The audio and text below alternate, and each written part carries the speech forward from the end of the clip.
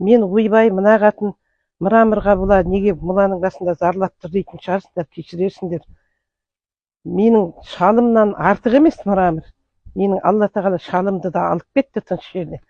Мына мырамырды алып тұрған жігіттер өздеріңмен бірге осы мырамырдың ауырлығындай қасірет алып кеткендеріңді білмедіңдер ау. Білмедіңдер, обал сендерге аяйын. Адами қасиеттерің қайда? Бұны алып қайдаға пайдаға асырасыңдар, қайда апарасыңдар? Аш қалдыңдар ма? Тамақ қылып жейтіндей, киім қылып ішетіндей жалаңашсыңдар ма? Не бұл, не сұмдық? Мен түсінбедім. Жыл садақасын өткізейін деп дайындалып, бір келіп кетейінші бала шағаммен дегенде, мен осындай сюрпризді көріп таң қалып тұрмын. Ал сөгесіңдер ма халқым, жоқ сөкпейсіңдер ма? Оны өздерің біліңдер. Бұны жасаған адам тек маған ғана жасап қоймайды. Бұл әлде де жасайды, жасай береді. Мен сол үшін осы жағдайда осыны түсіріп тұрмын.